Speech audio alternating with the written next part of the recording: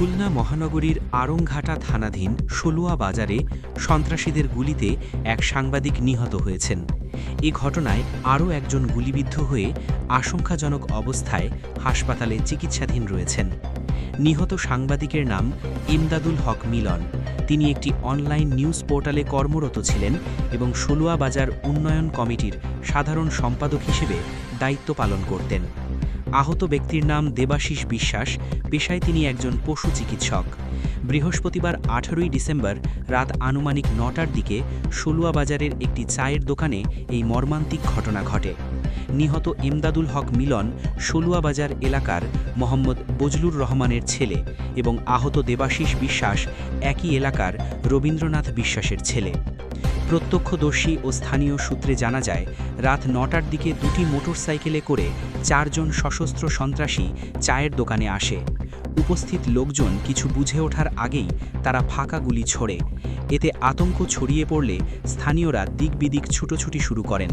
এ সময় 2 জন অস্ত্রধারী সন্ত্রাসী চায়ের দোকানের ভেতরে প্রবেশ করে ইমদাদুল হক মিলনের মাথায় পিস্তল ঠেকিয়ে গুলি করে। এতে ঘটনাস্থলেই তার মৃত্যু হয়।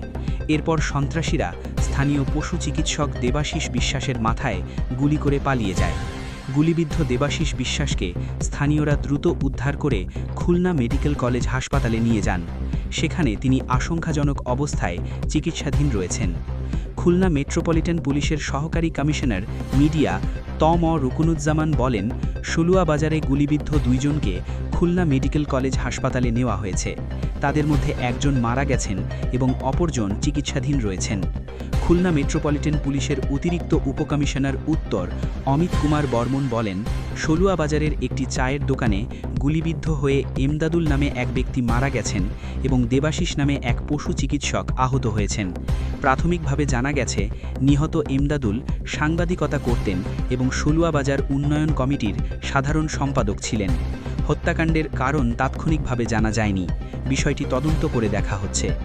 এ ঘটনায় এলাকায় চরম আতঙ্ক ও শোকের ছায়া নেমে এসেছে।